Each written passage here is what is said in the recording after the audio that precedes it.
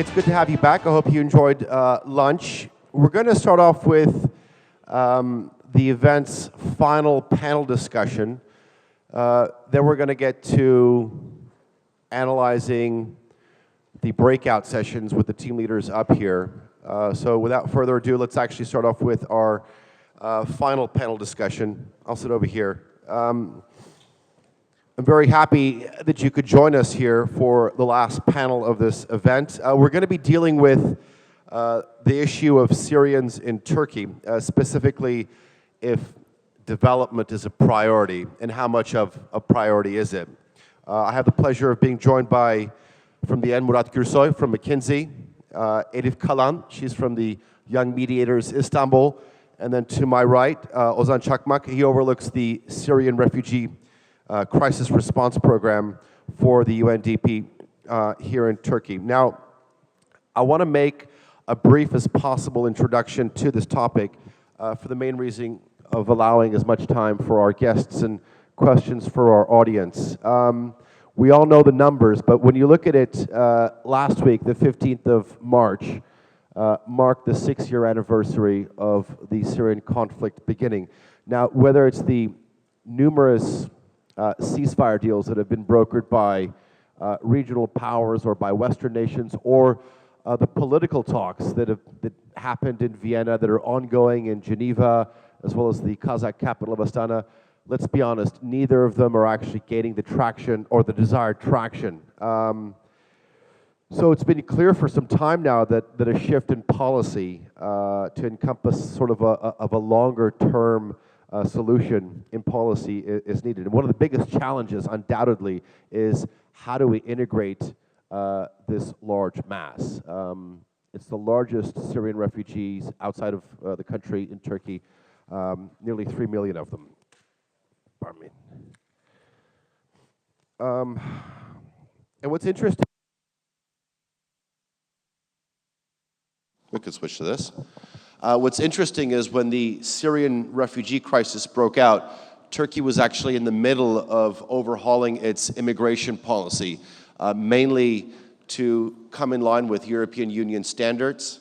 And Turkey's made a lot of reforms, whether it's for the EU or whether it's to adapt itself to better absorb some of these shocks.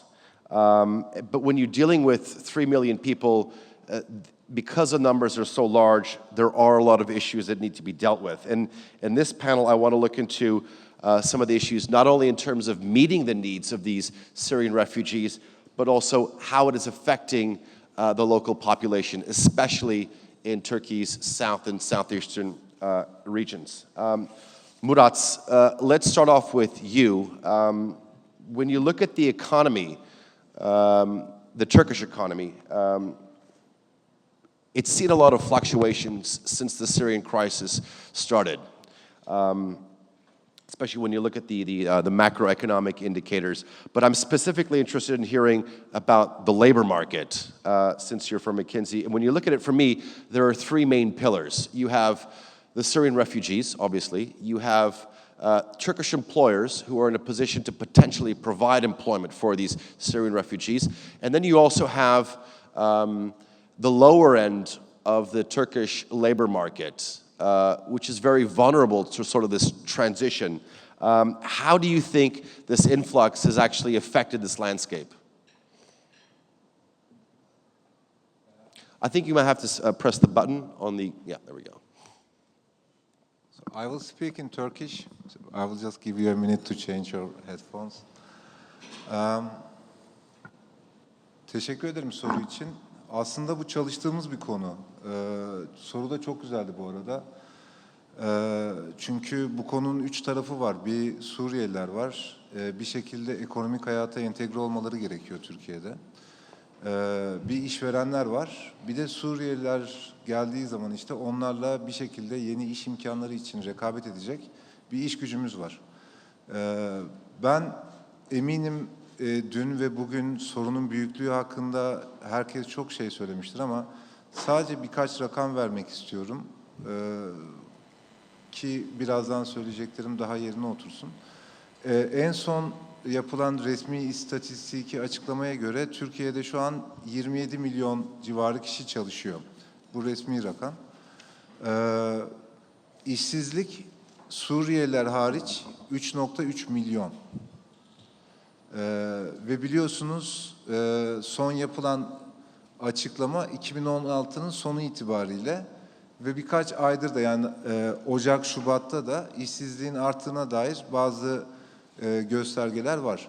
Yani biz Suriyelilerin ekonomik hayata temel entegrasyon yolu olan iş piyasasını düşündüğümüz zaman zaten 3,3 milyon gibi işsizin olduğu bir ülkeden bahsediyoruz.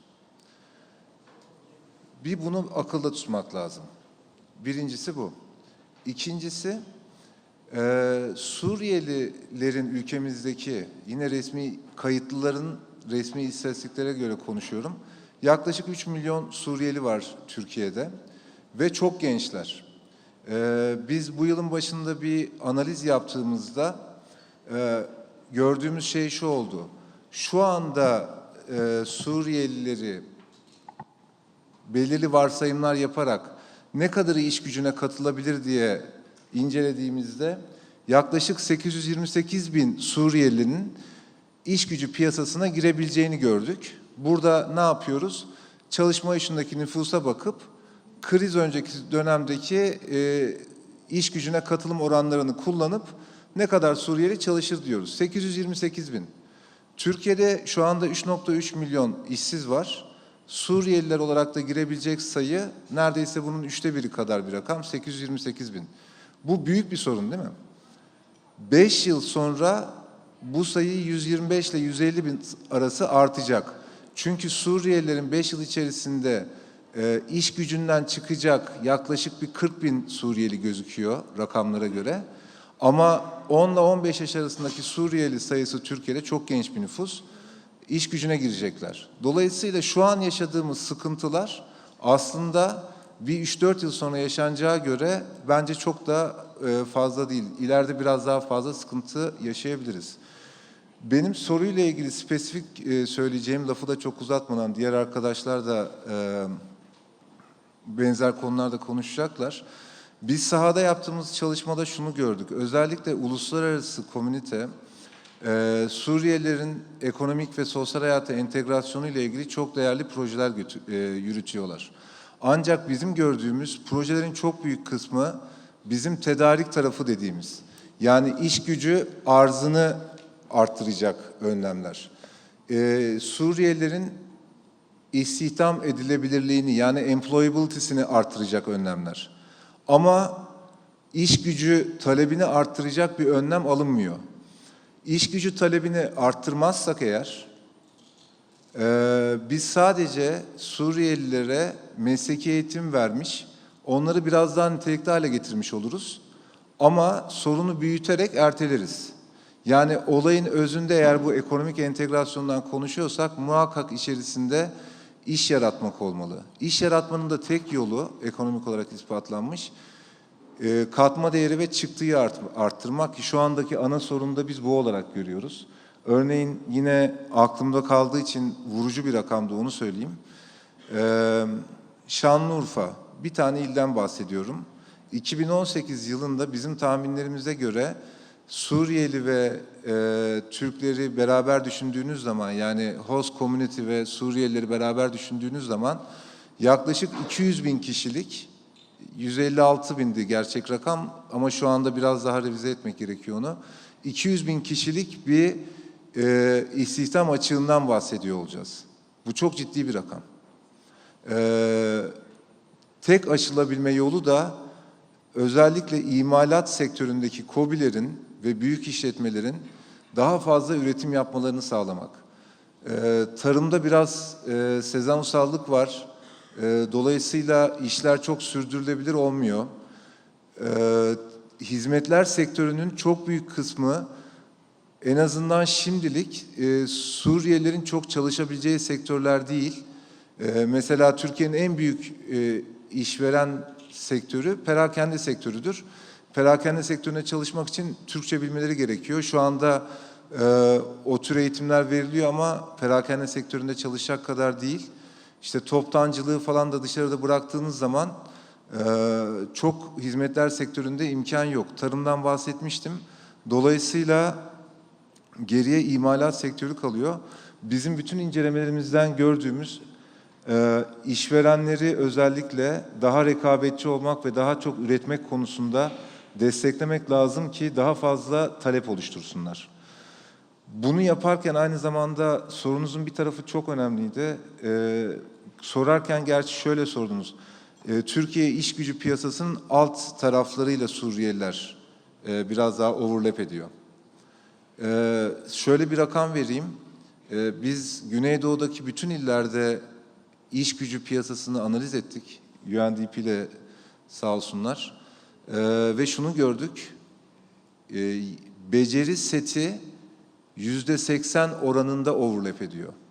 Yani bu az bir şey değil. Çünkü Güneydoğu'da özellikle İLO'nun yaptığı sınıflamaya göre yaptık biz de beceri kategorilerini.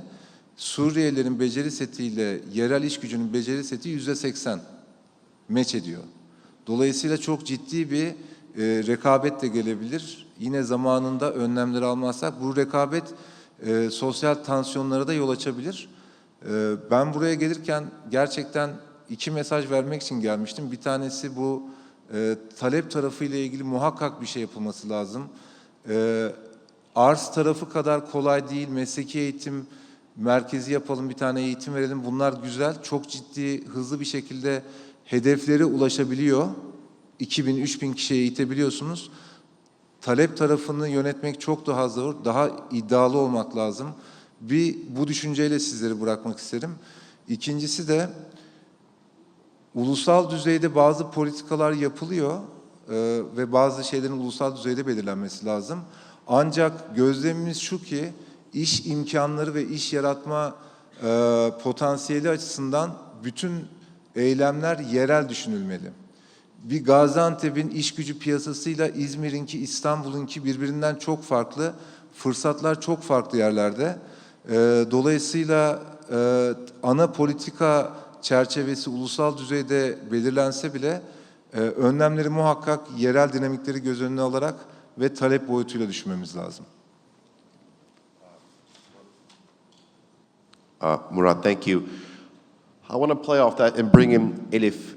When you listen to some of the numbers that Murat gave out, the numbers are really staggering, especially when you look at the southern part of Turkey. You have nearly 1 million Syrians, young Syrians, who are on the verge of entering the traditional labor market. Talk to us about some of the effects of conflict on these youngsters. What are some of the challenges they're facing?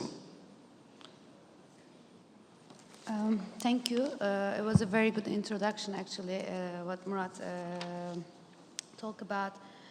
Concerning my topic, young people, I also checked the numbers, and we also know that Turkey has already been a young country, and in addition to that, Syria was a young country and still actually, and the young people between 15 to 30, 29 is almost 1 million. And they live in our country. So 1 million young people. You can take this as in two ways. You can look at it in two ways. And the conflict theories and dealing with in the peace building processes, like all the theories and kind of projects implications also point out that young people can be either perpetrators of violence, so they can continue in the violence, or they can be problem solvers, or they can be peacemakers. In our country, it's a bit different because we are a host community and they are kind of refugees, we call them.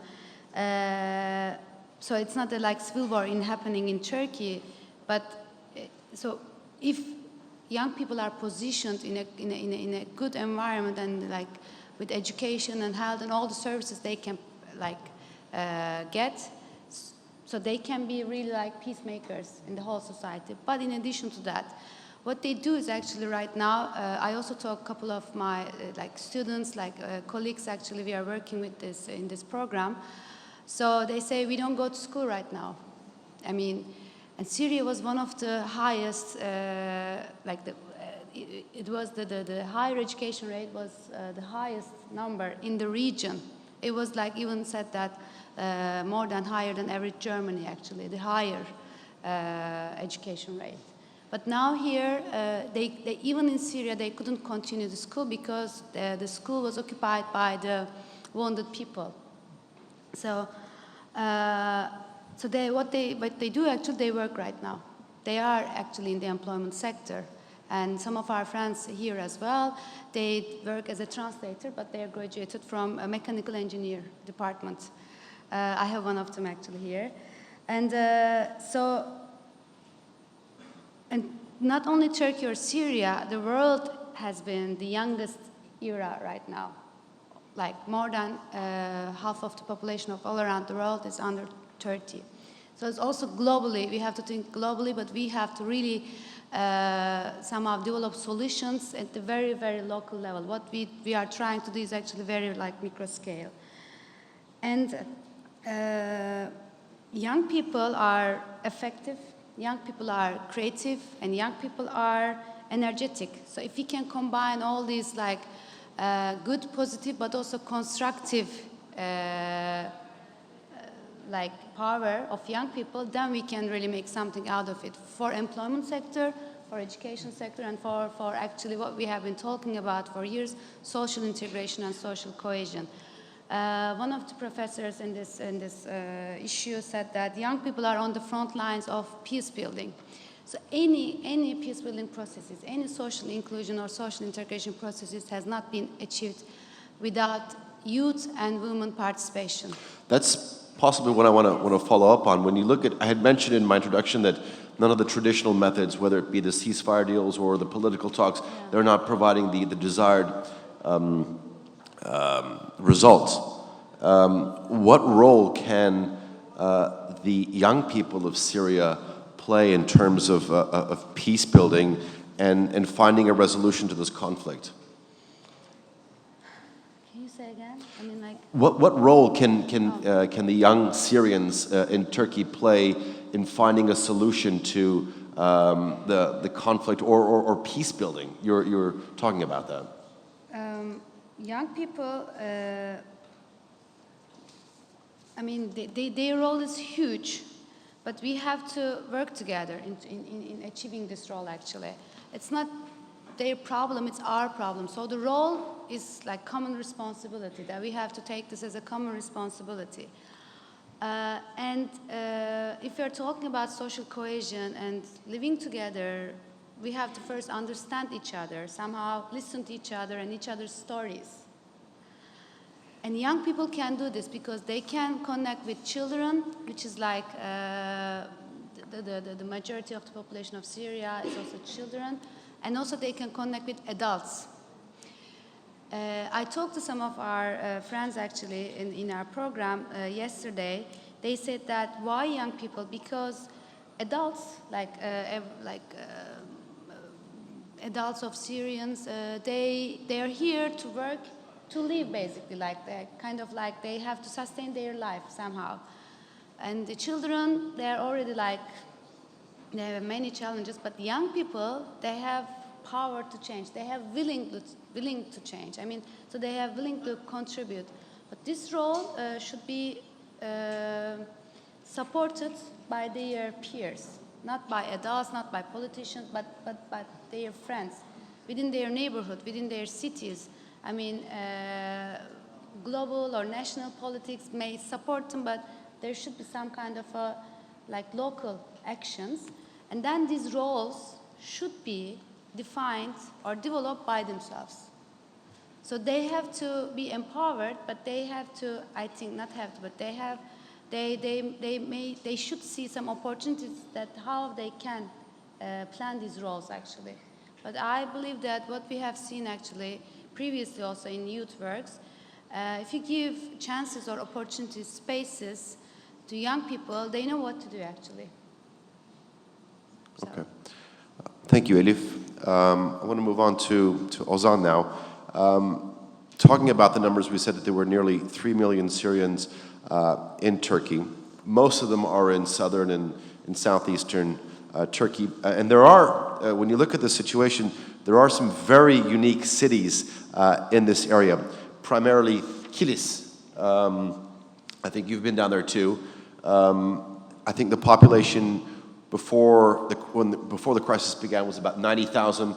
Now it's close to 200,000, perhaps even more. So when you look at it, some of these, the population of some of these cities are actually, you have more Syrians than Turks. And these are people outside of the camps. We're not talking the camp population. This is amongst the local population. This presents, obviously, an array of challenges. How do you deal with challenges of such magnitude? Thanks so much for this question. I think it's very important also, my other colleagues who spoke before me, they also touched this from different perspectives.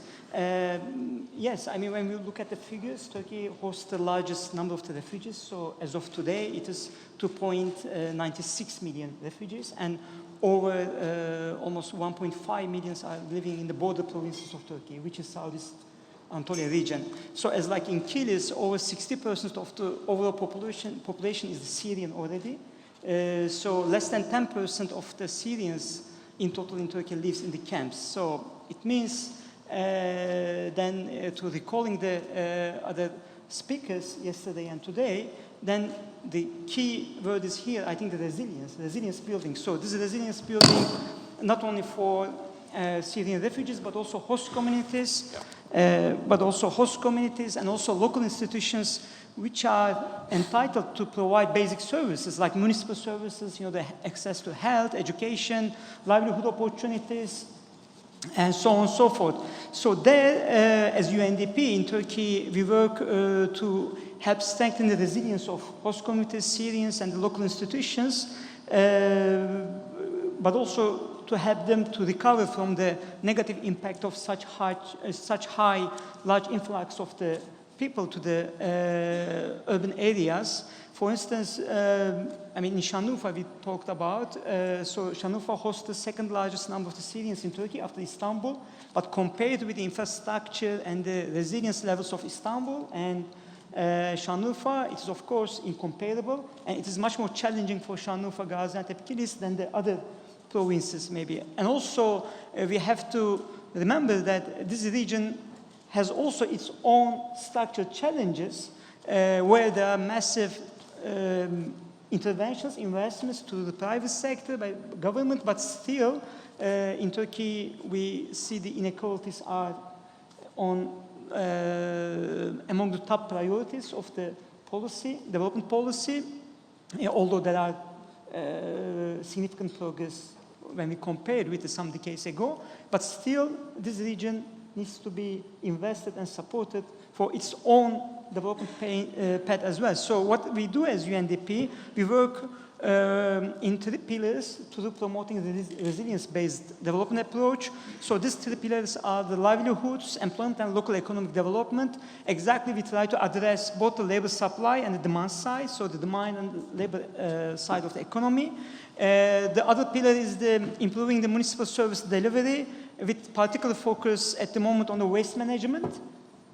And also social cohesion, empowerment, and protection. It is also very much important, as we do know that the first and foremost the victims of the wars, conflicts are the women and the children. So their empowerment, interventions, support is really very critical, because when we look at also the multiple disadvantages the women face, it is important to create safe zones for them to interact with their peers, but also with the members of the Turkish host communities, so that they can,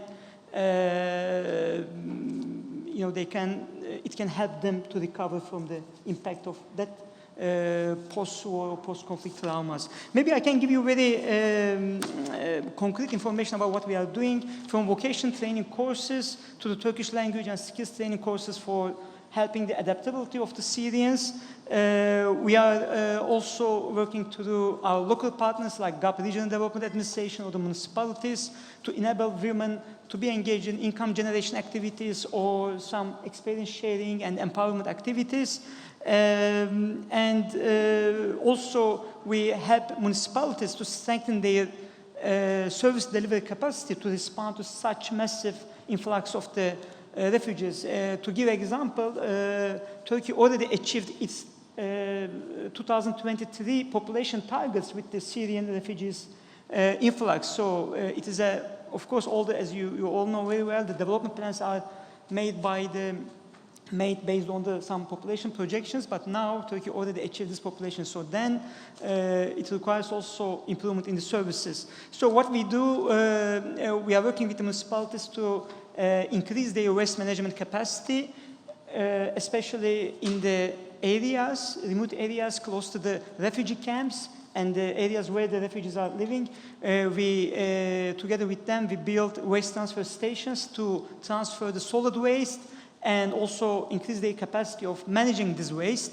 To give an example, in only Southeast Anatolia region, hosting the additional number of people with the Syrian refugees, the additional waste created in these cities which should be managed is 550,000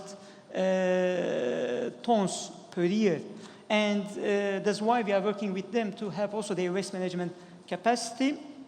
And and also it has multiple benefits actually. Multiple benefits in terms of preventing the wild dump sites, the dump field sites, so that we can reduce the potential health and environmental risks, and also prevent the groundwater pollution near to the urban areas. So if you let me, I would like to show you a very brief video on one of our projects to show you more concrete and more maybe in a joyous way. So thanks. Thank you.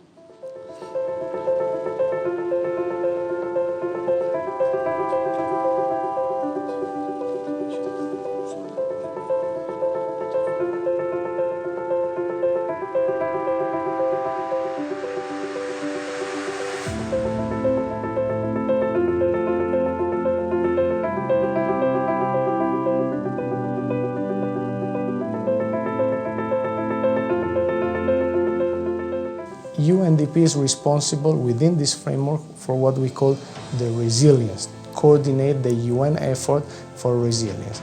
Resilience is nothing else in this case than the nexus between the humanitarian response and the development response. So how to improve life of refugees and host community, not just how to provide temporary assistance, but how to improve their lives.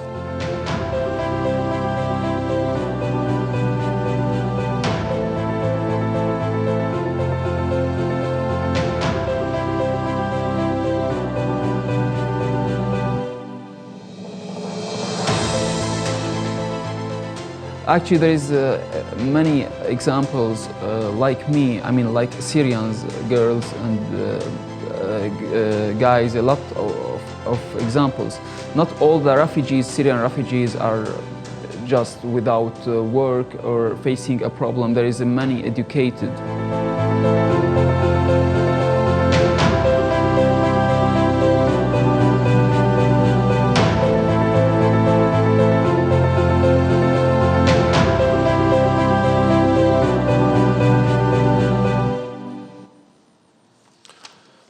Thank you, Murat, for that.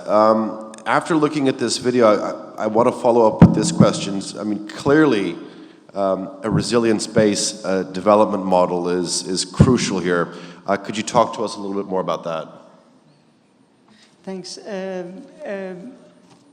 I mean, just to also, recall what Murat said, is that, I mean, yesterday Turkstat announced the figures of the unemployment rate, which is increased compared with the last year. And when we look at that, we have 11% of the unemployment rate in Turkey. We have almost 20% of the youth unemployment rate, which is also one of the structural challenges in the labor market. But when we look at the host provinces, in the southeast region especially, this average unemployment rate is at least 4 points higher than the national average. So then plus we have the Syrian people, as Elif also mentioned, we have 970,000 young people between 15 to 29 years old age, so which are in the working age. So that's why we have to address both host communities, I mean the Turkish citizens and the Syrians, in a holistic approach, while we are providing them opportunities for the employability or the improving their Turkish language courses, which is one of the prerequisites to enter the labor market, but also we need to help other actors like private sector, like our partners, Chamber of Industries, Chamber of Commerces, to help their overcome their challenges in terms of the economic growth and then, of course, the redistribution of the wealth among the millions of people already living there. And when we look at the Turkey's Human Development Index, as you all know, that new Human Development Report was just launched in Stockholm this Tuesday. We see that Turkey is in the 72nd rank with mean years of schooling with 7.9 years only. So still there are ways to go, despite the significant developments over the last decades. That's why all the interventions should address both communities, but also the institutions, to make them capable to also not to compromise from the development gains Turkey have had with its development path. And our ongoing work in the region also shows that resilience is possible, as our UN resident coordinator for Turkey yesterday highlighted. All right. Thank you very much, Ozan. If we have a little bit of time for questions, if you want to direct any of you, think that you have any questions to our panelists. Any questions? Okay, we do have a question that's coming on Twitter, so if I want to maybe direct this to all of you. He says, hi, I'm Abdul Rahman. Okay, it says, could a refugee be a good entrepreneur? And if so, how? I think maybe, Murat, if we can maybe start with you. Obviously a Syrian. Could a Syrian be entrepreneur? It says, can a Syrian be a good entrepreneur and how? He's asking on ways on how he can, be an entrepreneur here in Turkey. All right. Consultants have this defect. We always look into the areas of improvement, so most of the times we see the bottle half empty. Syrians here, refugees, can of course be good entrepreneurs. I mean, entrepreneurship is a mindset, it's a skill, so they can be. And as a matter of fact, I know refugees who have engaged in new ventures in Istanbul, which will go almost public very recently. The problem is, if a Syrian refugee or under temporary protection, however we call it, wants to establish a business here, there are very practical challenges. They won't get a POS, a point of sales tool, because the banks won't give them one. So they can't be able to make sales with credit cards, which is a big disadvantage for them. Establishing a business is easy. I think I should say formalizing a business is easy. You go, you register your papers, and you have your business. This is why you have so many Syrian established companies now in Southeast Anatolia. But what is harder is to maintain that business. So what we see is now entrepreneurs in Southeast Anatolia, the refugee entrepreneurs, let's call them, they are mainly engaged in retail services targeting the Syrian community. Or they are doing trade, cross-border trade between Syria and Turkey. Some of them also do other like hairdressing services. But high-impact entrepreneurship for Syrians is not very easy, at least in the Southeast Anatolia region. I think it's possible in Istanbul, in Ankara, in other regions where we also have refugees. So there are some practical challenges. I think the social part is also might also be a problem, but it's less of a challenge. I think the practical issues should be overcome. I mean, most of the people talk about establishing businesses, but once they're established, it's very hard to operate them. We already talked about the economic conditions in Southeast Anatolia, for instance. Now, whenever a Syrian refugee opens up a retailer, he or she is competing with the locals. And locals don't appreciate that because the market is not very big and it's not very profitable. So on the social side, there will be these kind of tensions. But other than that, yes, it's possible for them to be entrepreneurs. I don't know, Ozan, maybe you know, can they get like entrepreneurship supports from COSGAP or İşkur? Yeah. Maybe we can actually get Elif in here because she's from the Young Mediators. I'm assuming Abdurrahman is a young person, so maybe Elif? Yeah, he's one of our trainees actually, and he's a student at the university and he studies computer engineering. So, I mean, in our program, like very briefly, maybe I should talk about it. Young Mediators is a program implemented in Istanbul for only 40 young people are accepted to our education program. It's a 9 weeks of training program, so it's a kind of a longer training program compared to other programs. And within this program, we have some students also here, so you can ask them later. It's a very minor scale project process implemented in Istanbul, and urban young refugees are targeted. But we have like half of them are Turkish young people, half of them are Syrian young people. And all the lectures are in Turkish but translated in Arabic, so we use both languages. It's very important for us that both languages are in the class and spoken out and heard. So it's what we know for some years actually, and working with young people and conflict resolution. So we combine them, but our aim is not to really, so the role that they can be a mediator, but mediation is not in the sense of like kind of bringing all the parties together, discussing issues, but really in their societies, in their neighborhoods, in their apartments, within the neighbors, they can listen and they can understand what's going on so that they can plan some of the interventions if they want to. Because we also discuss about maybe sometimes it's best not to intervene, not to do something. And one of our students, Raif, just told me that now I can listen. Before I was more angry. So I just asked him, so what do you think about the training? It's not just this, you don't need to say perfect training, blah, blah, blah, but it's like, now I can just be patient and sometimes listen to what the other person is saying. So, and we do this program, and it started in October, it will end in August, and we just teach them some contextual like realities, and then they actually change their behaviors and attitudes actually accordingly, and then they can really contribute to society in their own lives.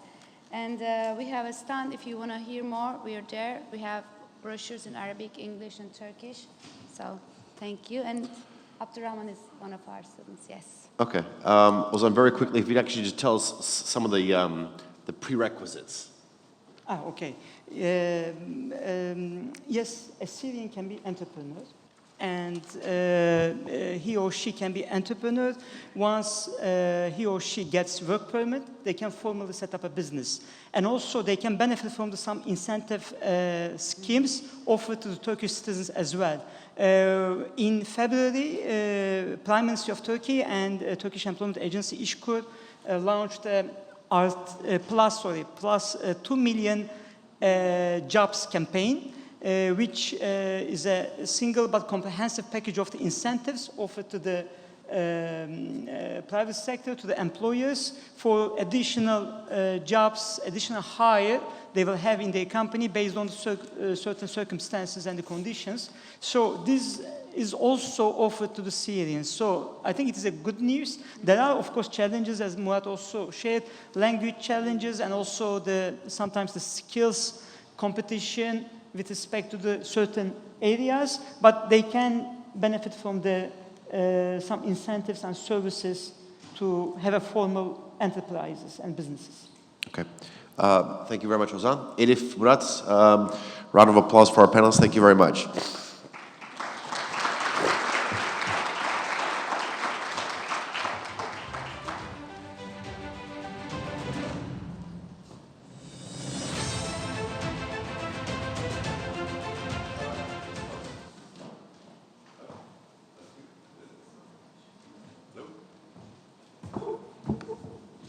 All right, I can speak from here anyway. That was the last panel of this event.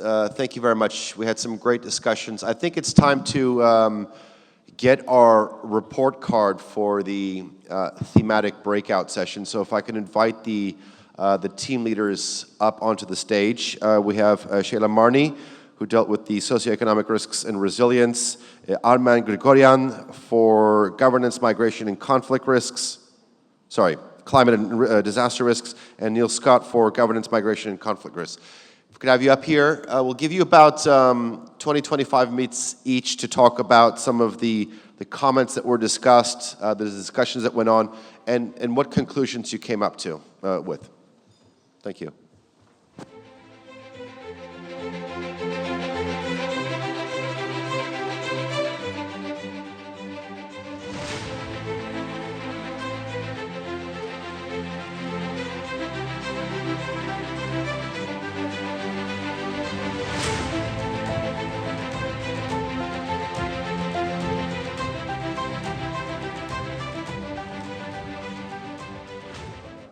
Right?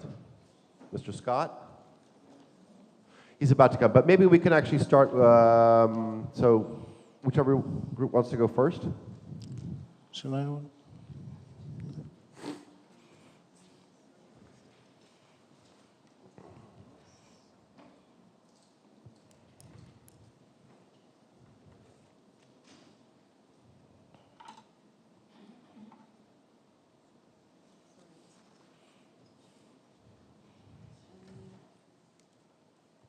Okay, so we covered quite a lot of territory, had a bit of time constraints to cover everything.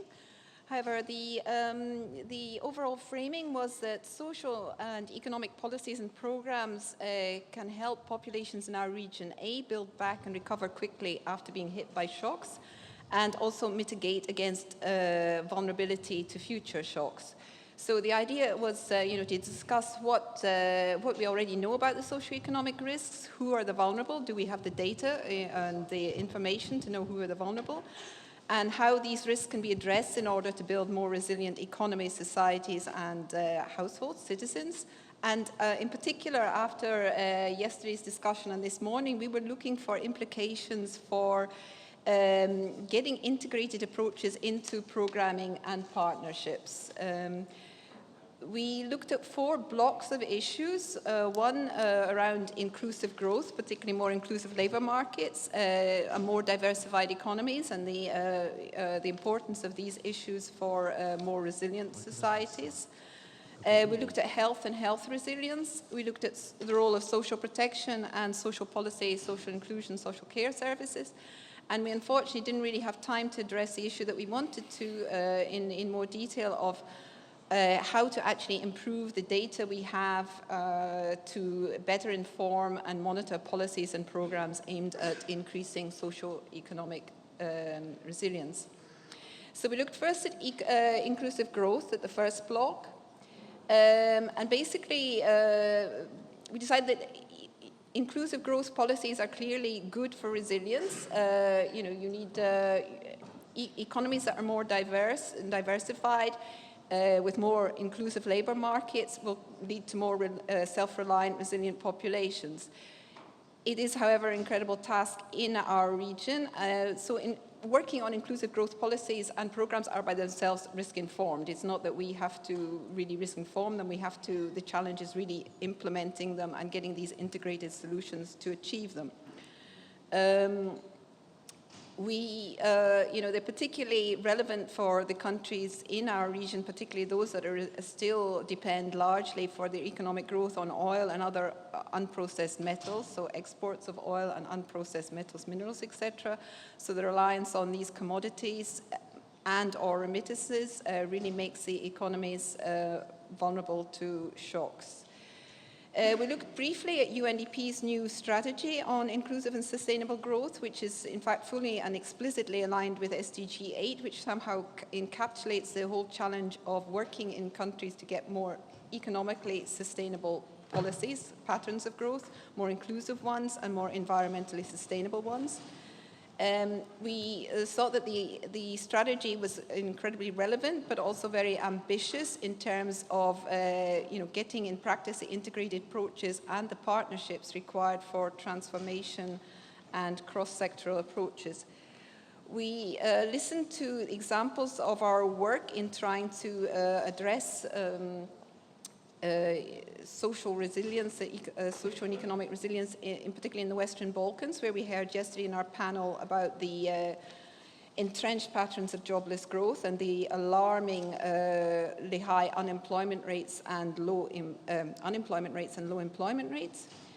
We looked at the problems of actually the barriers to job creation, one of the barriers being that governments still look on this as largely a sectoral approach. There isn't cross-sectoral approach, or they're very rare.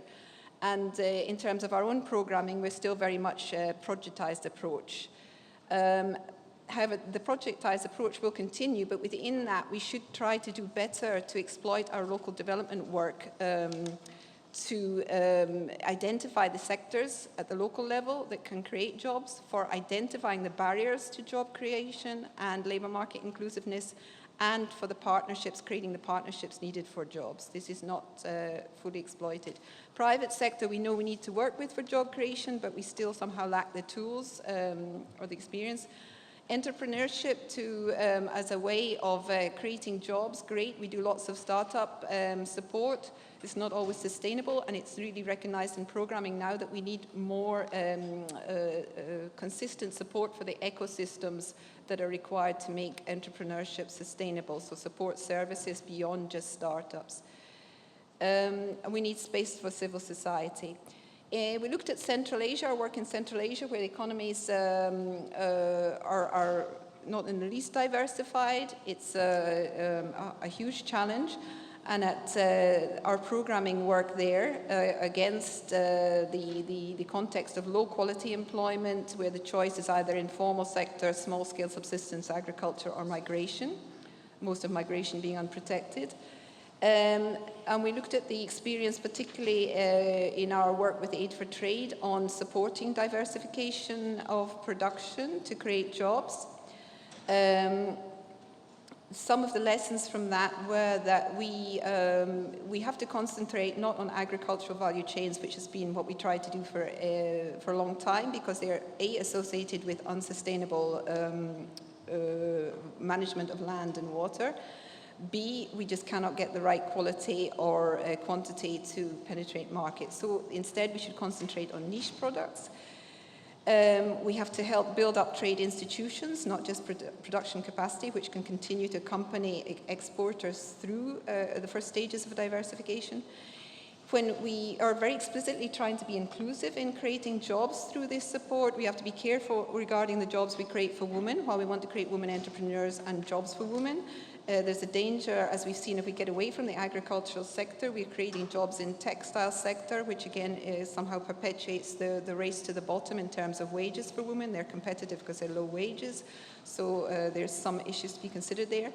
And I think the Aid for Trade project has some clear examples that green solutions are possible. We can look at green products, value chains, and we can demonstrate clearly that these are not just desirable but profitable, and we have some good examples. Second block, health resilience. In fact, healthy populations are more resilient, and healthy populations are good for development and for more resilient economies. We looked at UNDP's work on advocating for approaches that go beyond tackling the symptoms of health, of poor health, but tackling the socio-economic and environmental determinants of health outcomes. We looked at the experience of developing this so-called SEEDS tool, a tool to assess whether programs, policies actually do take into account health risks. And this is particularly relevant in our countries where non-communicable diseases are really on the rise and the main health problem. This tool really is a perfect tool for integrated cross-sectoral approaches and for risk-informed policies regarding health. We looked at how it has been piloted in Belarus with some results, mainly that the tool was developed by the University of London, but it was discovered that, or the conclusion was that local populations and local partners should be involved more in the design of the tools because the perception of determinants of poor health somehow differed locally and from internationally.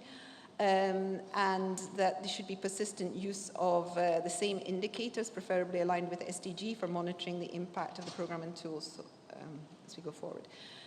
Now, third block was social protection. Now, we went over some of the ground covered yesterday by the panel, that in the region, social protection has lost its universal nature and therefore, to a large extent, its ability to increase or help populations become less vulnerable to shocks and to help them recover from shocks. The reason it has no longer can play this role effectively is because of reforms that have eroded it in terms of coverage and adequacy. But most importantly, it's no longer aligned with the labour market situation in our countries. With informality, falling participation rates, the cover of social insurance, particularly pensions, is much reduced. This threatens the sustainability of standard social pension schemes due to the drops in contributions, and puts more pressure on tax-funded social assistance schemes, which also cover pensions for those that haven't contributed to the funds, and means that there is less money available for other social items of social expenditure. So in this situation, we thought, what are the solutions? And the solution really, we decided, is a fundamental change in the narrative, and we have to work together with partners to achieve this. In that business as usual is still not an option. We need sort of cardinal rethinking in the ways in which the region's social protection systems are conceived, delivered and funded. This requires a change in attitude. The narrative has to get away from social protection as a sort of, especially social assistance, as a kind of charity, a drag on resources, one that can encourage passivity, dependency, to more of a narrative based on the sort of positive impact social protection investments and social protection can have on resilience, resilience in general, for economies and for the population. And this brings us back to the need to advocate for more universal approaches to reduce some of the precariousness and insecurity, which is partly due to the labour market situation, partly due to other factors, which is really present in the countries. Basic security, income security, can actually help people become more resilient, not only more resilient, but more active in job search and entrepreneurship, and can help local economies recover after shocks because people have at least a minimum to spend in the local economy. So this change in narrative requires partnerships, apart from programming partnerships, and the Social Protection Floor Initiative can provide a platform for these partnerships in the region, and we started working on this already, UNDP, ILO and UNICEF, to get these sort of common messages, and we will be reaching out to other agencies on this very shortly. Regarding social inclusions, particularly social care services, this is particularly then going to those sections of the population that are already particularly vulnerable and will be also particularly vulnerable in the case of shocks. So they need particularly tailored approaches. They also need social care services. They don't just need income support. What is needed for a difference is a mix of income support, care services, and support in joining the labor, in being included in the labor market, finding jobs. We considered gender aspects, particularly with regard to social care services. This came up, and we talked again about the study that was done a couple of years ago by UNDP, ILO, and the Istanbul Technical University on the care economy in Turkey, and its conclusions that investing in in care services can create more and better jobs, especially for women, more, for example, than investing in construction. We talked about the regional policy brief that's been written together with UN Women, UNDP and UND Women, about how to help address female labor force participation to make women particularly more resilient, about the need to use time use data to inform these sort of strategies, programs aimed at improving female labor force participation, and that we're now looking at ways, together with partners, into putting into practice through programming at the country level some of the conclusions from this sort of policy level analysis. We looked at the example of Tajikistan in terms of developing care services and looked at some of the dilemmas. There's a huge need, but no data exactly to establish the need. There's low coverage, and the sector employs mainly women at very low wages, perpetuating stereotyped jobs for women, and also the feminization of poverty. So we have some challenges in how we take this, the development of social care services. They are underdeveloped in the region. There's no tradition of them, and the budget comes from local governments, not central budgets, so it's very, very underfinanced. Again, here we need a joint narrative, and the fact that countries in the region are recently signed up or in the process of ratifying and implementing the Convention on the Rights of People with Disabilities actually opens some doors. There is now governments are taking on obligations to provide care services to help integration of vulnerable groups. So not only for people with disabilities, but some of the, there is a door open now to take forward the dialogue collectively on developing care services. Now, unfortunately, the last block, which was about measuring risk and vulnerability, we kind of run out of time, but the point was that I think we all recognize that given the nature of shocks that the region is facing and will face, our sort of focus on standard poverty indicators are not sufficient to help us predict who or which groups of the population are likely to be affected and who needs help when they are affected.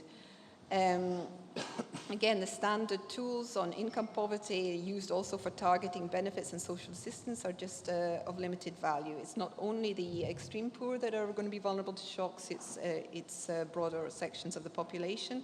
And we know from last year's work on the Regional Human Development Report that over 70 million in our region, in the countries of our region, are not extreme poor but vulnerable to poverty.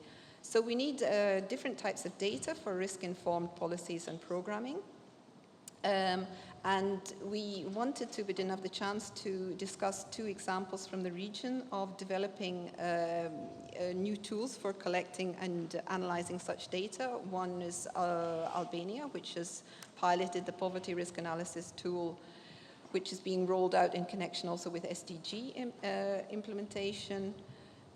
With some interesting results, and we wanted also to discuss the case of Bosnia and Herzegovina, which had collected data in the aftermath of the recent floods, on which showed the inadequacy of national averages, again for identifying those vulnerable and those having most difficulty in recovering from shocks. So more dialogue discussed on data needs, data gaps, and how to fill them, but some interesting tools available. Okay, thank you. Cihan, thank you very much for that. Armin, you want to continue with this? Thank you. Our group worked on disaster and climate-related risks and resilience. The group consisted of experts in the area of disaster risk reduction, climate change, risk resilience, adaptation. Two case studies were presented to the group, and findings and lessons from these two case studies were discussed. First one was the case of the floods in Balkans in 2014, and we had contributions from Bosnia and Herzegovina, Serbia, and Macedonia. And the second case was the Rioni River flood in Georgia in 2015. The group representatives or contributors represented governments, UN agencies, international organizations, regional intergovernmental organizations, academia, as well as private sector. So we had a quite diverse group discussing a very wide range of issues related to changing climate, risks originating from this climate, and risks becoming more obvious due to the changing climate. There were several questions that we raised during the discussion, and they were divided into two specific groups. The first group addressed disaster risk reduction, the second group addressed climate change and climate change adaptation related issues. The guiding questions, or the questions that we tried to discuss and cover during our discussion, were related to global frameworks that cover both climate change and disaster risk reduction, and that would include the Sendai framework for disaster risk reduction, how it is related to the Sustainable Development Goals, and how it is related in general to sustainable development, as well as the Secretary General's agenda of leaving no one behind. How does this operationalize in the work that we do on risk and resilience in disaster contexts? Is DRR better off as a mainstreamed area of work into all other development interventions, or as a distinct practice of our work? What is the role of science and technology, scientifically based climate change adaptation and disaster risk reduction? Also, use of technology, things like drones, for example. We had a very interesting discussion on this. Ecosystem-based disaster risk reduction. There are now several principles such as do no harm and no regret investments. These were part also reflected in the discussion, specifically with the experiences from Balkans and Georgia. And the resilient financing, it seemed to be the area that attracted a lot of interest in the group, resilient financing, before, during, and after the disasters. So these were the areas that covered, that we addressed in the discussion in relation to disaster risk reduction. And on climate, we had few additional points, such as implementation of Paris Agreement on climate change, linkages of Paris Agreement and Sendai framework, as well as these two specialized global frameworks and the Sustainable Development Goal frameworks. How these two specialized frameworks, which coincide chronologically for the first time with the Sustainable Development Goal framework, how do they contribute to their achievement? Whether consideration of risks will improve the likelihood or will make it less likely the achievement of the Sustainable Development Goals. What is the role of the cities in achieving the commitments under the Paris Agreement and national determined contributions, with understanding that urbanization has taken an unprecedented pace in the last decade. We have now more than half of the world population living in urban areas, and this number will be growing much faster than it used to grow. How to better engage stakeholders in both disaster and climate-related processes. Specifically, the vulnerable groups were mentioned, or potential victims of disasters and extreme weather events. How to best integrate climate-related information, and how to translate the early warning system received data into usable information. In general, I think translation of data into information and data access and data availability were a cornerstone of discussion, which contributed to the risk assessment component of our discussion. And additional point on education and awareness. This was also raised in the context of experiences coming both from Balkans and from the South Caucasus. Just maybe few reflections before I go into the findings and recommendations on each of the specific areas. Maybe I shall start with the technology, which was a very interesting part of the discussion. We are conducting we have an ongoing partnership with academia, with Central European University on using technology and science and scientifically based approaches to innovative approaches to disaster risk reduction. And this was something that actually generates a lot of ideas for our work in the region and also globally. However, as it was mentioned during the discussion, scenario development or calculations on preparations to disasters and adaptation to climate change based on scenario development might not necessarily be the exact or the only possible scenarios. In the case of Georgia or the city of Tbilisi flooding, when the zoo was flooded in 2015, was brought as a very clear example that no scenario, no climate change scenario or disaster scenario could actually predict this. And that is why I think a very good linkage of practice and science is the only solution in addressing these issues. Interesting discussion on drones, on use of drones in humanitarian and development work. I have some figures here, which I didn't voice during the discussion, but this research was triggered by discussions. Actually, the Swiss Foundation for Mine Action, which does a lot of humanitarian work, we partner with them.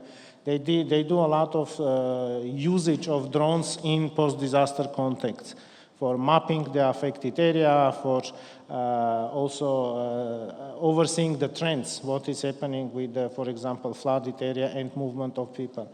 And they did some analysis of impact of their work, and apparently 57% of people that benefited from information provided from drones, they said that they are afraid of drones. And these are the people who are already affected by the impact of disasters. However, the vast majority of people who were interviewed, they said that they believe that technological advancement will only improve the work on reducing disaster risks. So there you have very clear contradictions, which actually links to education and awareness component that we discussed a bit earlier. And we are trying to use drones and other ways of advanced technology for the RR in our region. It's a very innovative and challenging area, but there are also good progresses in this. In the Balkans, we have drones monitoring forest fires on certain very hot summers, and that is something that we also are considering for spreading into the region. Maybe another point that I would like to highlight is no-regret investments and do-no-harm principles in climate change adaptation and disaster risk reduction work. One of the examples that I had from years ago in Central Asia is that for flash flood affected area, there were two options suggested for preventing the strong impact of the flash floods during the next rainy season. One was building a protective dam, the other one was planting trees. And apparently, without being able to come to a conclusion or to agreement, part of the potentially affected area, they built the dam, the other part, they did the trees. And in this particular case, trees didn't survive, but trees protected the village. So this is what we call no-regret investment, planting trees, even if the flood doesn't happen again. It's a no-regret investment in any case. And of course, the most interesting discussion was about the resilient financing, funding for development. As it was mentioned yesterday during the keynote speeches and the discussions in the panel, there are global frameworks that we follow in our work on climate and disaster, including the financing for development, the Addis conference. And I have few figures here. While we are speaking in relation to sustainable development goals, that how important it is to protect development gains from being washed away by a next disaster or by extreme weather events caused by changing climate. During the 10 years of Hyogo Framework for Action, 2005-2015, more than 13 billion US dollars was spent on prevention activities, which is less than 0.5% of the total international development aid. At the same time, 23 billion was spent on reconstruction and rehabilitation, and more than 70 billion on response. The study that we did in Serbia on resilient financing after the floods of 2014 proved that investment in prevention from the economic point of view is much more beneficial. The amount that was used for response and reconstruction would have been enough to ensure from floods all the affected infrastructure, all the affected residential infrastructure for more than 500 years. So this is the disparity, this is the scope that we are talking about. Maybe I will stop here and turn into a very specific recommendations that our team came up with based on the discussions that we had. So there are specific points that were addressed. The first one is protecting development gains from disasters and the importance of working at local level. This came up in both case studies. This came up also in policy-related discussion. That only application of these policy-related documents at the country level and the feedback into redefining the policy level only that makes completes the circle. De-risking development investments, going back to the resilient financing discussion that we had in the group, this was identified as also a priority issue. Risk identification and continued risk assessments. As we know, risk is a moving target, it changes, it evolves. So risk identification should remain and continue to be an ongoing process. Preparedness was the next one. Preparedness reduces vulnerability and preparedness is development. This was the agreement in the group, and for both climate and non-climate related disasters such as earthquakes, this would be something that justifies the work and investment in the future. Risk governance, institutional and legal frameworks, policy-related work on disaster risk reduction and climate change adaptation. This was something very useful in our work. We have on global level an ongoing partnership with IFRC on legal and institutional aspects of disaster risk reduction. What number of participants in the group also highlighted is participatory approach to designing climate change adaptation and disaster risk reduction type of interventions, innovation and data, as I mentioned earlier as well. Land use planning and urban risks, this was also highlighted. Disasters do not recognize borders. This was a cliche that was mentioned several times. And of course, the importance of transboundary work in the case of Western Balkan floods of 2014 was very exemplary, because it actually covered more than one country and territory, and it spread through the whole region. And I think yesterday the resident coordinator from Bosnia was very clearly saying that in times of disasters, the other conflicts, the other, tensions between the administrative units, countries, ethnic groups, religious groups, they become, secondary to the very human and, very human relations between the people. I mentioned already the 3 global frameworks that guide our work, and that was also a translation of these frameworks on our work at the national and subnational level. Partnerships were identified also as a key because disaster risk reduction is everybody's business.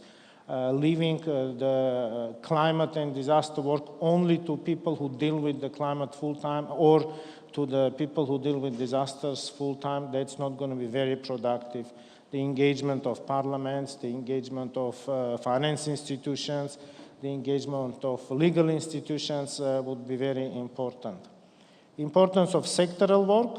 In our region, we do a lot of work on sectoral engagements such as disaster risk reduction and media, disaster risk reduction and gender, climate change adaptation and tourism, ecotourism, etc.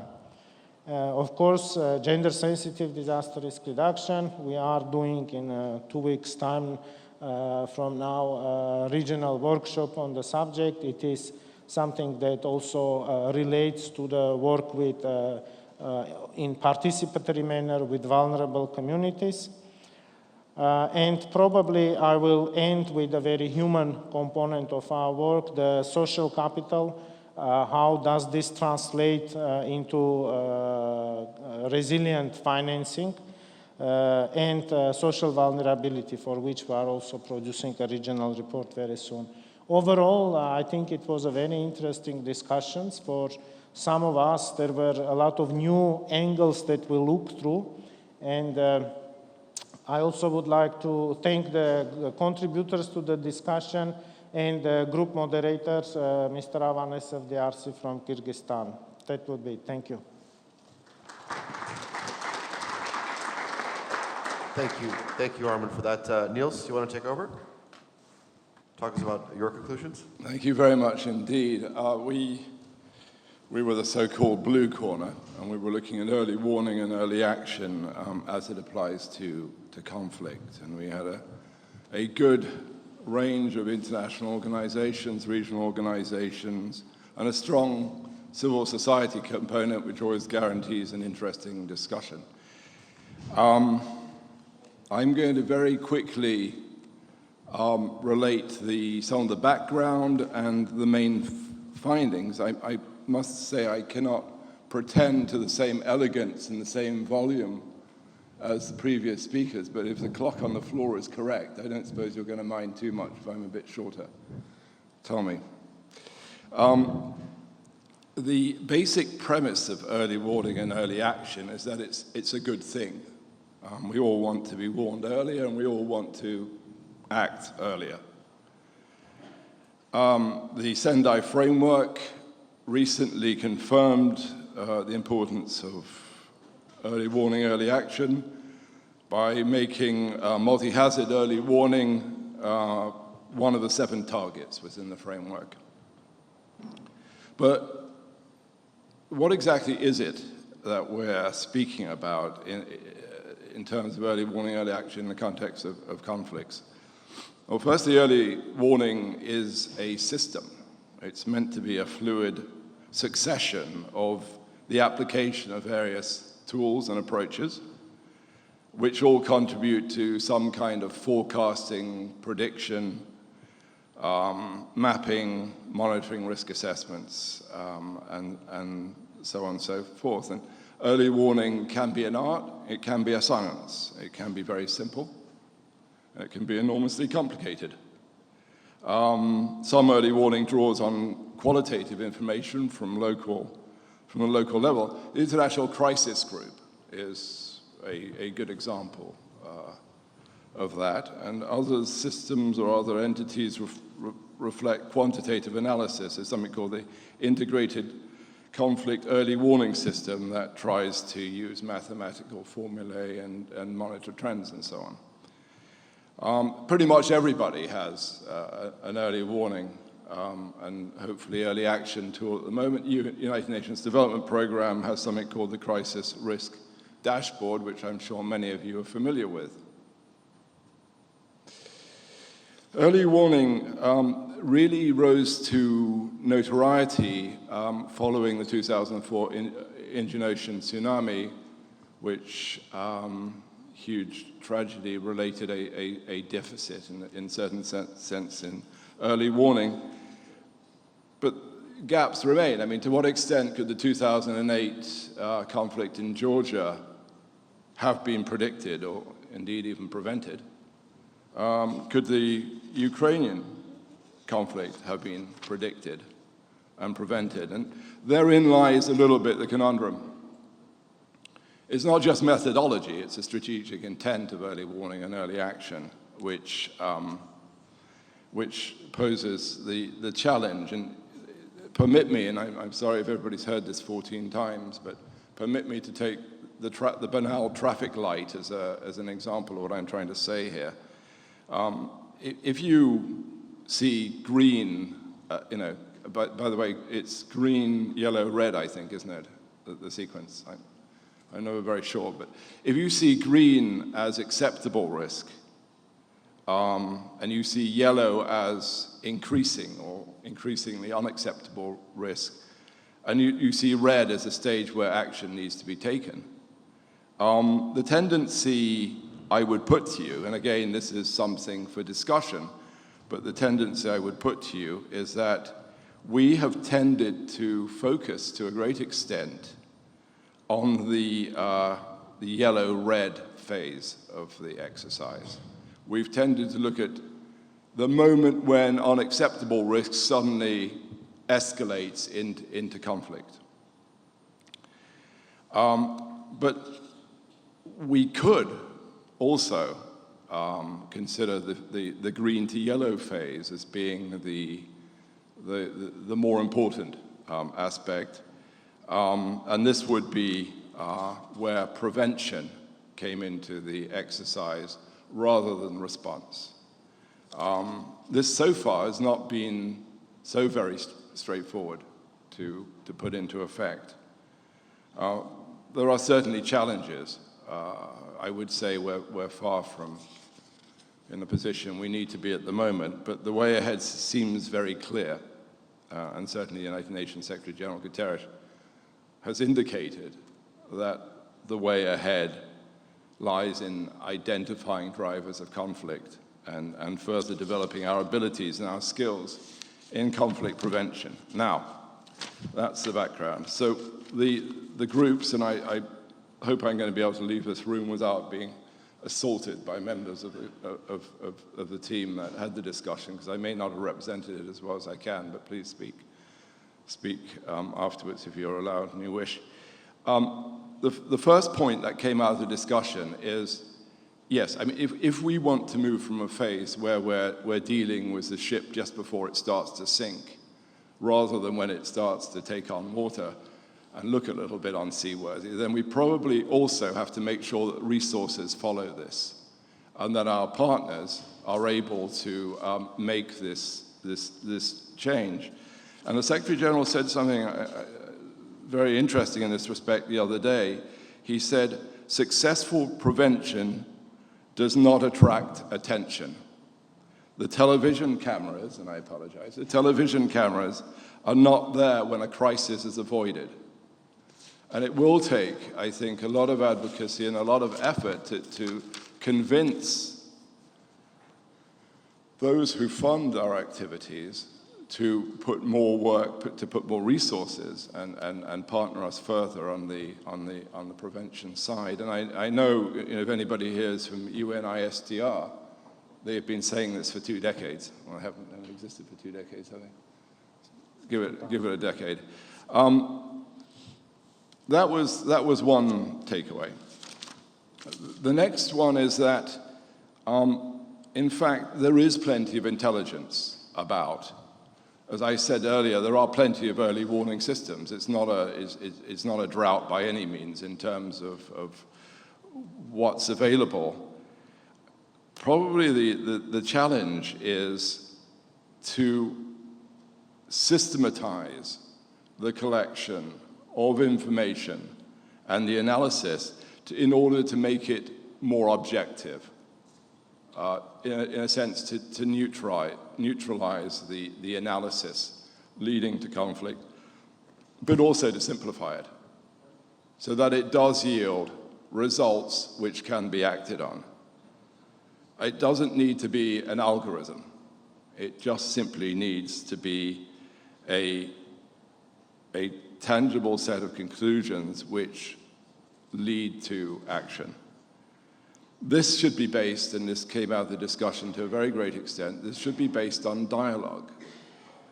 And that dialogue should be inclusive. And I know this is formulaic and we always say it, we need to be participatory, we need to be inclusive. But here, in early warning, we really need to listen to the people who actually understand the context which we're trying to analyze. Let me give you one example. Human rights violations, we're often told, and I think it holds very true, are an excellent indicator of an escalating situation leading towards conflict. If you have less respect for human rights, it usually indicates that conflict may follow. Who knows about human rights violations? Who monitors this? It's the people on the ground, it's the people in the communities, it's the people in civil society, and they need to be incorporated to a greater extent in early warning. Finally, and this is where we get into the slightly controversial bit, and I haven't got any notes for this, and I'm not quite sure how to say it without endangering my career. There's one aspect which is the analysis, and then there's which is the early warning part of it, and then there's the other part which is the early action.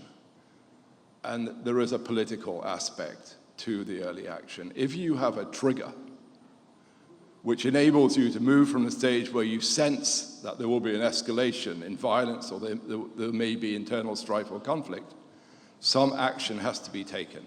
Now, will that action be taken at a large scale through the Security Council, or will it be taken in another way? That is something that I would suggest remains to be debated. But fact of the matter is, there has to be some way of saying, okay, fine, we've reached a threshold in terms of risk, and at some point, action needs to be taken to prevent conflict taking place. How does that work? I think that's a piece of work which is still in process. I might stop there if I may. Okay, thank you, Neil.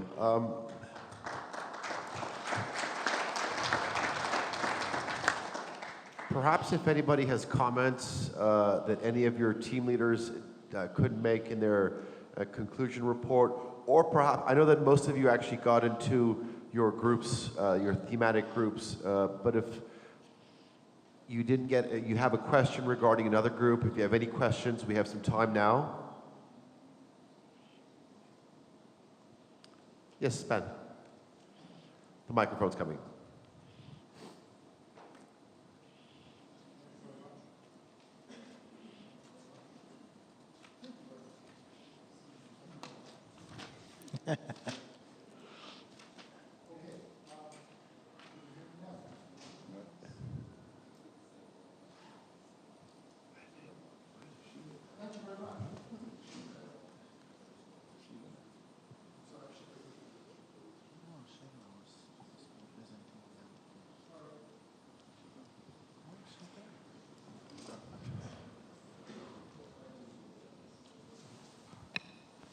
Thank you very much.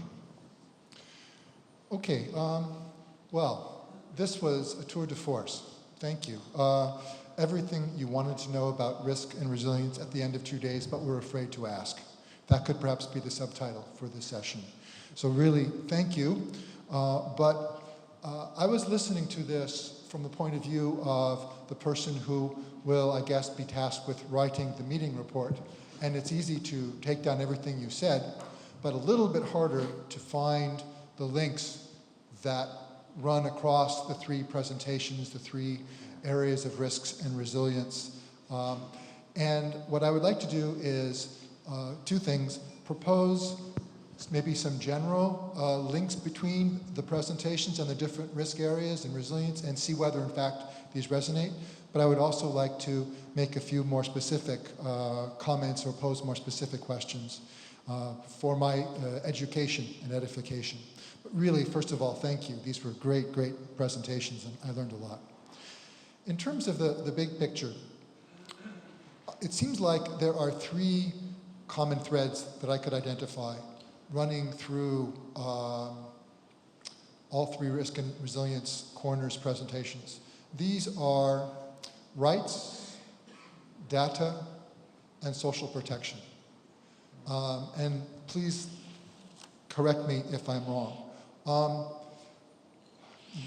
Rights, okay, when we talk about risks, social economic risks, there are conventions on socioeconomic rights that countries have acceded to. Now, these are not the most widely observed, but they create a rights-based framework for rights-based narrative that can potentially be used in all of these areas. You were most clear on this, Niels, when you talked about violations of human rights as an indicator, precursor for conflict. I think as we move away from very technocratic approaches to disaster risk and resilience, we come up against the need to engage local communities and local actors, which you yourself mentioned, Armin, in your presentation, which ultimately comes down to rights holders' role in policies and programming dealing with disaster risk reduction. So that's one. Data. Sheila has been very eloquent about the inadequacy of labor market data, for example, and GDP data, to really show changes in decent employment, welfare, etc. You were talking, Armin, about people being afraid of drones, even though they think more science and technology can provide more information that's useful. And my question there is, maybe in fact the data that we need is not in drones, but in our smartphones. And drones versus smartphones, are they complements or are they substitutes for providing the data that are needed? And early warning, what data? And how is the data interpreted? Do you run the risk of self-perpetuating crisis or crisis risk by putting the wrong kind of data in or interpreting it the wrong way? So that might be the second. And then in terms of social protection, well, for Sheila's presentation, it's obvious. For the disaster risk part, there's a growing movement to link response and resilience to natural disasters directly into social protection systems. And this relates to the big debate about whether we have universal or targeted social protection and what are the best ways of having the right division between them. And of course, the question of social protection as a response to conflict, at building resistance to victims of conflict, is the kind of social protection Syrian refugees in Turkey get. Is this a good practice? Is it something that should be spread in terms of how you build resilience to people who are victims of conflict and crisis? So maybe I'll stop here. I have some more specific questions, but I don't want to monopolize the time. But I'd love your feedback on whether you think this would be a sensible way to try to knit all of the very rich details in what you've provided together in some sort of coherent meeting report that would be forest as well as trees. Thank you very much.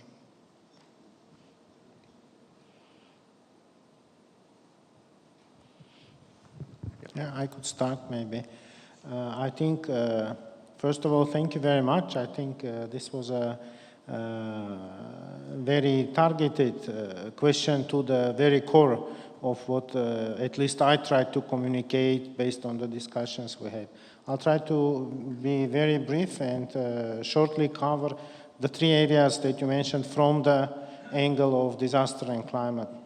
On the rights, yes, it's very clear that people increasingly more and more pay attention to what is their right to be protected, what is their right to contribute to their protection, and what is their right to be informed. And I think access of information and availability information that I mentioned also in my brief is something that increasingly becomes a contributing factor to the rights of the people who are or can experience the impact of disasters or extreme weather events. On the data, very clear challenge in the region, data versus information, data availability and data access. This is also very clear. I'll give you an example. Hydromet service produces data of this much waterfall in the next 48 hours. For the rescue service, this much waterfall doesn't mean anything.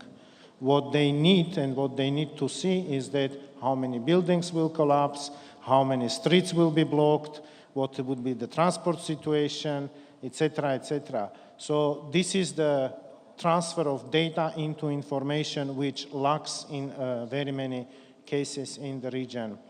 And the third one is social vulnerability. Clearly, vulnerability of people to disasters and changing climate is increasing in the region.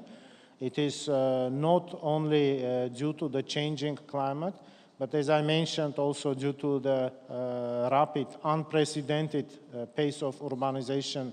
And maybe the city of Istanbul, where we are now hosted, is a very good example. It's the biggest city in the region. But at the same time, I think social vulnerability can also be predicted and reduced. For example, in this very city, in the building where I live, they do share every year, unless there are specific changes, they do share a brochure on the seismic risk of the building. Evacuation routes, gathering points, etc., etc. Very basic stuff, but very useful for somebody who is moving in and out. And in terms of the rights, if you don't speak the local language, if you are a tourist, if you are not connected to a local cell phone network, if you are challenged physically, if you are handicapped, these are all the groups that are somehow in the traditional risk reduction efforts are left behind. And I think this is one of the calls by the Secretary General's agenda, leave nobody behind. Thank you. I'll stop there. Thank you. Cihan? Yes, thank you, Ben. As usual, excellent questions. Regarding the three common threads, the rights-based narrative, I think as we discussed yesterday and today, the Social Protection Floor Initiative provides a platform for introducing that narrative to the discussion, particularly on social protection and rights to minimum income across the life cycle. So I think we can definitely take that forward. On the data, yes, thanks for reminding me of the shortcomings, not just of income poverty data for assessing and evaluating vulnerabilities, but also the standard employment indicators, which of course we discussed last year in the Regional Human Development Report. The fact that standard indicators and definitions of unemployment serve really to detract from the problems of employment in the region. They allow you to look at 5% unemployment, really low rates because of definitions used. If anybody's working on one coping mechanism for one day in the previous week or on subsistence agriculture, he/she is categorized as employed, and there's no sort of drawing attention to the precariousness, the vulnerability of that type of employment.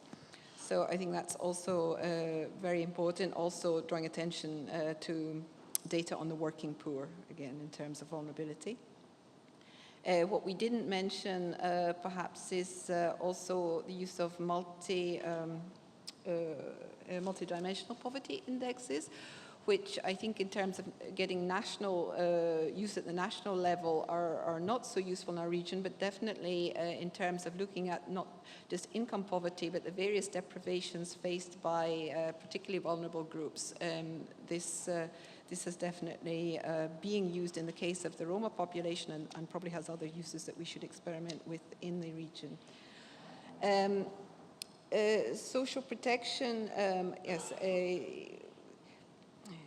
Need for more investment, positive approaches, need for partnerships. I think also it's important the attention that's being drawn to its potential role. Particularly, you have to regionalize this. I think it's a more need to change the narrative and get more investment, as I say, because of the non-alignment with the employment situation. So I think it will be important to keep the social protection dialogue linked also to the employment, so not to keep them separate. And also, of course, solutions should be combined. We didn't say it was in practice, looking at how to achieve more inclusive labor markets, especially for more vulnerable groups. We find that in theory there might be a desire to work, for sectors to work together, employment and social protection, but in practice there's very little incentives and very little going on, so that needs more encouragement. We have to draw attention to the fact with social protection, again, the links to employment. In that sense, active labor market policies are also important, and Vesna in our corner today drew attention to the extremely low amount invested in active labor market policies still, despite in the Western Balkans these persistently high unemployment rates and employment projects. There's somehow very little investment compared to other countries. And I think, again, what came up yesterday was, again, the argument that, this is expensive, social protection, expanding it, minimum guarantees, but I think Isabel gave very clear answers yesterday. There are alternatives, there are ways of finding funding if you recognize the need and the value and the need to invest. Yes? Yeah, no, thank you, Ben, for pointing out this extremely important link between socioeconomic factors, reducing risk, and conflict. And there's clearly a link there. If we look at the whole topic here is risk and resilience. So if we look at when risk increases to unacceptable levels, uncontainable levels, leading to conflict, and we look at what the drivers of conflict are, unequal opportunity, inequality of income, intolerance, ill health, lack of social protection, and so on and so forth, then the best way to prevent conflict is to achieve the Sustainable Development Goals. We're clear on that one. Statistically and every other way, that's a given. That's the medium term, we hope. Prevention of conflict in the short term, that's, I think, what I was referring to, the need to have a strong idea of what is happening at the ground level in order to have a better idea and therefore more lead time in engaging on prevention and engaging locally, engaging regionally, and using the political and the other tools we have. But I think you're absolutely right. There is this tension between the short term and the medium term.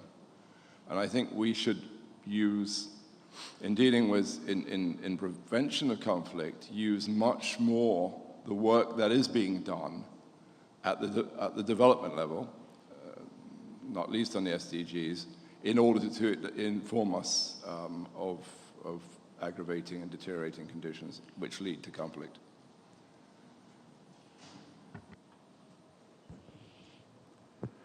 Okay. Yeah. Thank you very much to all the team leaders. Great reporting back.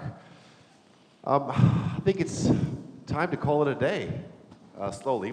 We had 2 days of a wonderful dialogue, 6 panels, 2 partner forums, 3 thematic sessions, nearly 6 keynotes and speeches.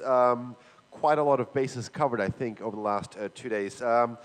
I think it'd be quite appropriate to end off where we started, if we could actually get back Ms. Cihan Sultanoglu here to actually deliver some closing remarks.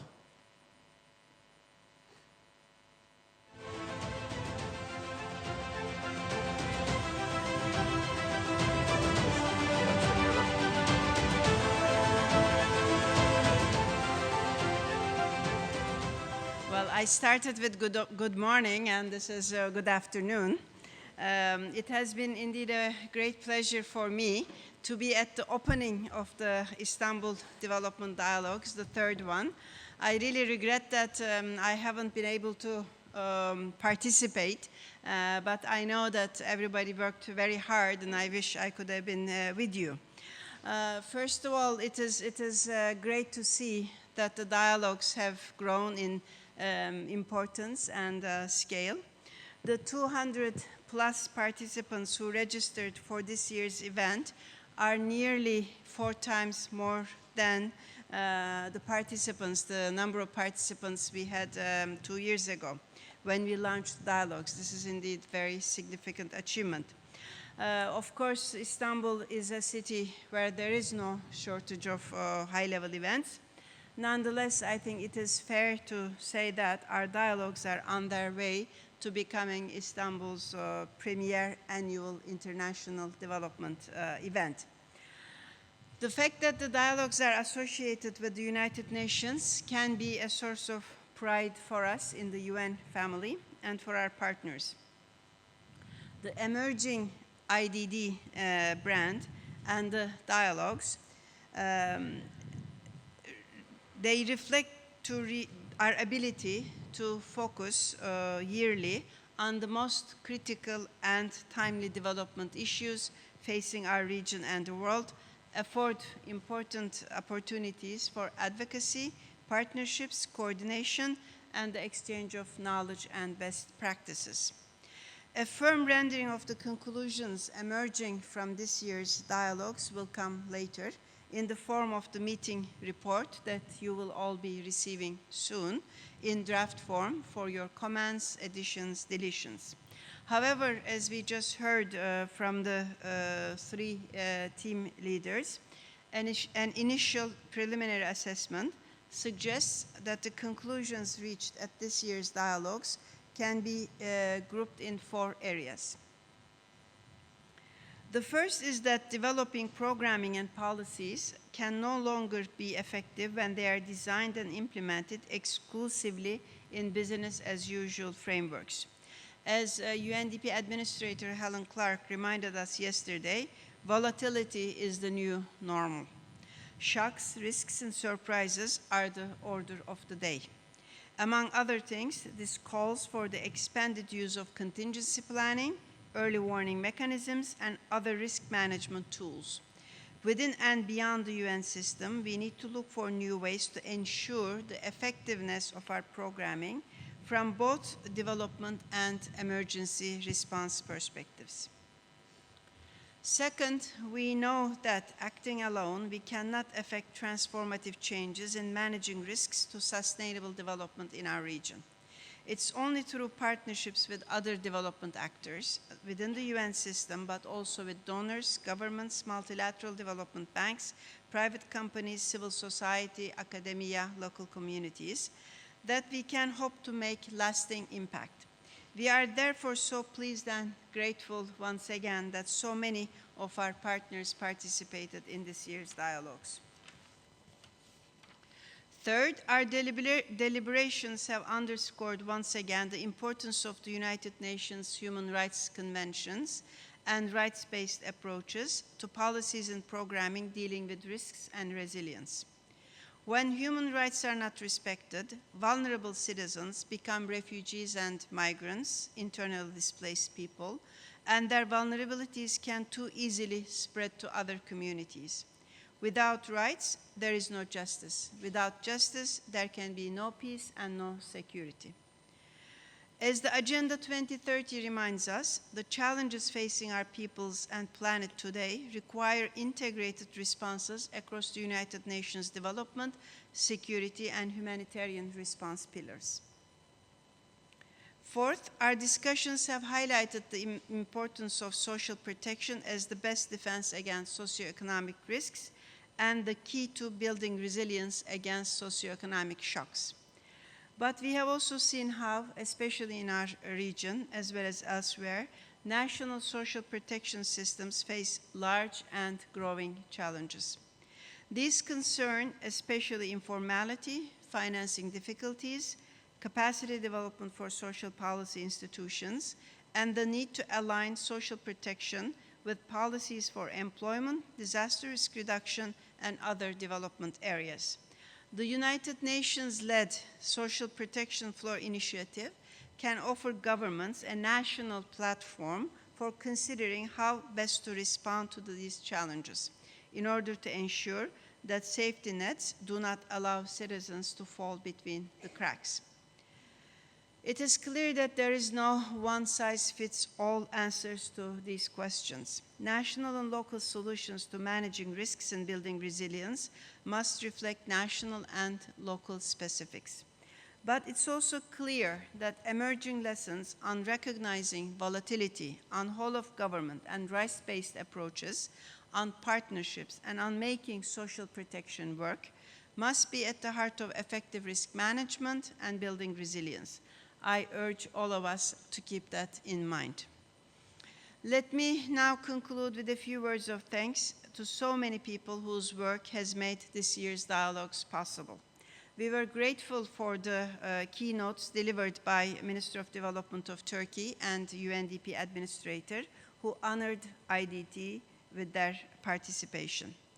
Let me start by thanking Rastislav Rubensky's team here in Istanbul for organizing this event, starting with Nicolas Duyez's regional communications team, who provided this year's dialogues with such a flashy and up-tempo ambiance. I was actually quite pleased myself when I saw, starting with the reception desk, all the wonderful panels and interactive work that was prepared to welcome our guests.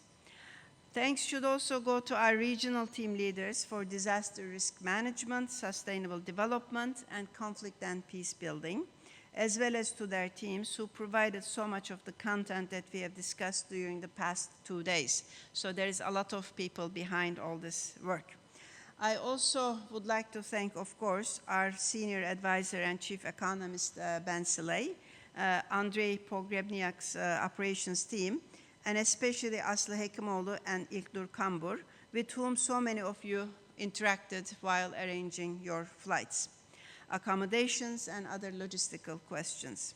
I would also like to thank my colleagues from the UN Regional Directors team, particularly Alana Armitage, Regional Director of United Nations Fund for Population Activities, and Ingebjörg Gisladottir, Regional Director of UN Women, both of them based here in Istanbul, for their support and engagement in these dialogues. Last but not least, thanks should go to our Master of Ceremonies, Alican Ayanlar of TRT World, for keeping us on track and on time. Thank you very much. You have been on your feet literally for 2 days. Appreciate it very much. Now, of course, when you start citing names, you always forget some people. So my apologies if we have left out some people, and of course our thanks go to everyone. Let me now really conclude by thanking all the speakers, panelists, and participants in this year's Istanbul Development Dialogues for your engagement and support, and really for being here for such long days. I know it's quite hard, to be in a room without windows for 2 days, so that means the discussions were really fantastic. And I'm glad that we got a bit more light, Yesterday when I walked in, it was like, some walking into a planetarium, with the blue and the lights. I am very confident that working together, we can help the countries not only of our region, but everywhere, to better manage risks and build more resilient communities and societies. We will also make sure from our side that we share the knowledge and expertise from our region with everybody. Please also share with us your suggestions on how to improve Istanbul Development Dialogues even further. This is our collective effort, and we really want to make it bigger and better. So we would really very much appreciate your ideas and suggestions in any way, again, including sharing what you have discussed and are recommending here. So many thanks once again, and I look forward to seeing all of you next year here in Istanbul. And safe travels back home to those of you who came from far. Thank you very much. Have a good afternoon.